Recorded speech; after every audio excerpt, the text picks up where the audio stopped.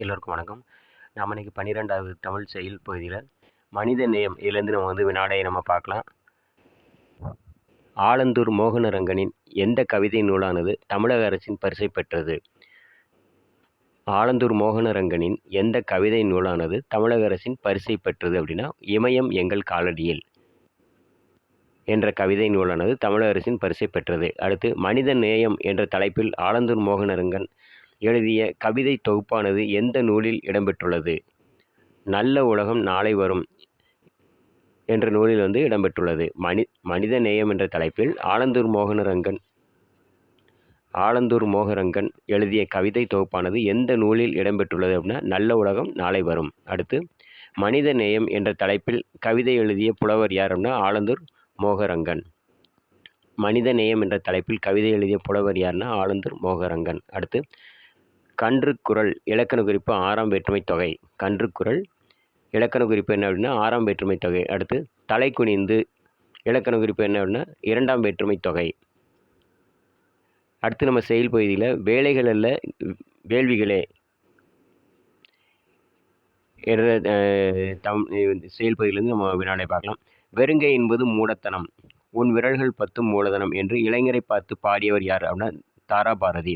வெறுங்கை என்பது மூடதனம், உன் விரல்கள் 10 மூலதனம் என்று இளைஞரை பார்த்து பாடியவர் யாருன்னா, தாராபாரதி. அடுத்து, தாராபாரதி அவர்கள் பிறந்த ஊர் எதுனா, குவளை.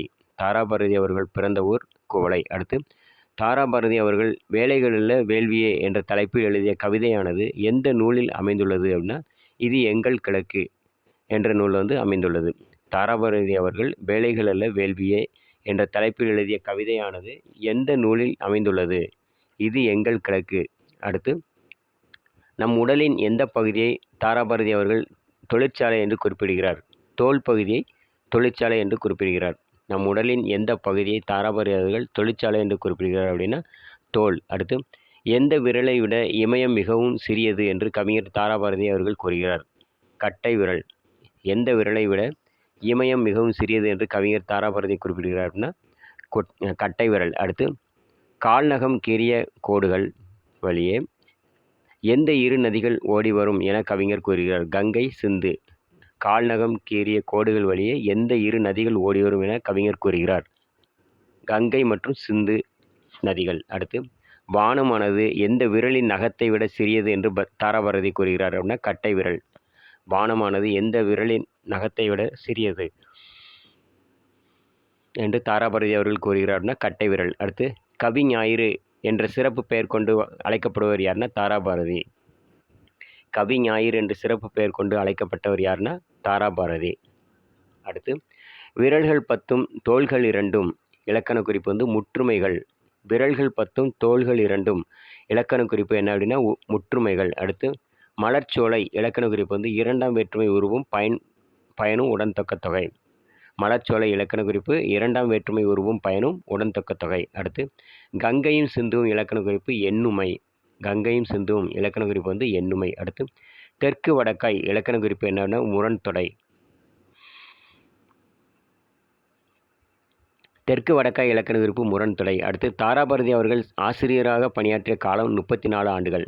தாராபாரதி அவர்கள் ஆசிரியராக பணியாற்றிய காலம் 34 ஆண்டுகள். வீடியோ முழுமையாக ஸ்கிப் பண்ணாமல் பாருங்கள்.